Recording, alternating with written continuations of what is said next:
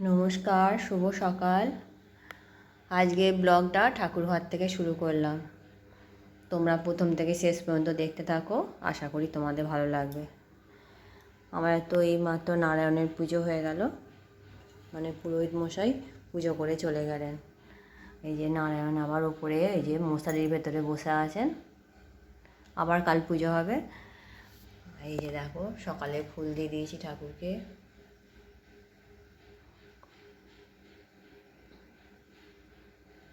একবার তোমাদের দেখিয়ে দিই ঠাকুরগুলো।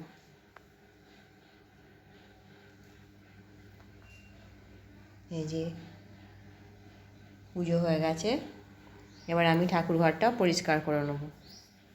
শাঁখটা বাজিয়ে দিই, শাঁখ বাজিয়ে পরিষ্কার করে নেবো।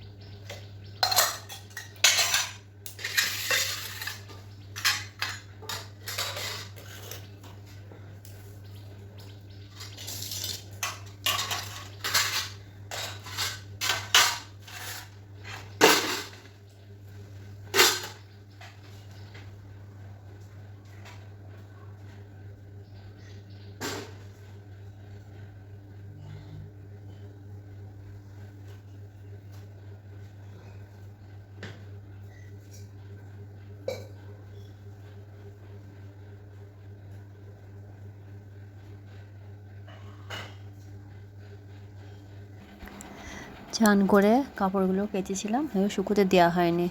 আগে শাঁখটা বাজিয়ে দিলাম ঠাকুর ঘরে, তারপরে জামা কাপড়গুলো একটু শুকোতে দিয়ে দেবো, দিয়ে তারপরে আমি আনাজ কাটতে বসবো। তোমরা প্রথম থেকে শেষ পর্যন্ত দেখতে থাকো, আশা করি ভালো লাগবে।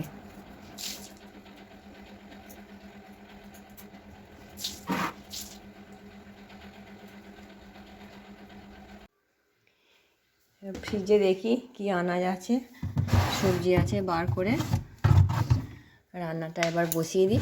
অনেকটাই বেলা হয়ে গেছে।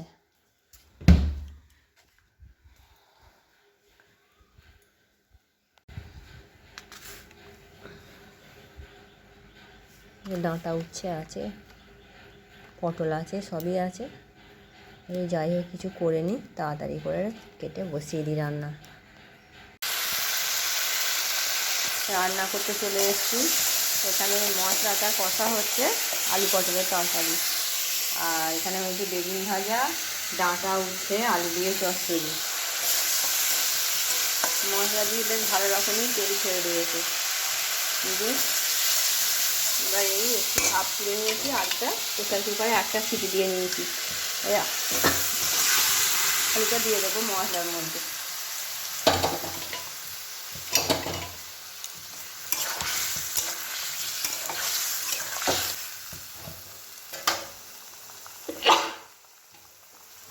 পটলগুলো ভেজে রেখেছি, পটলগুলো দিয়ে দেবো তরকারির মধ্যে।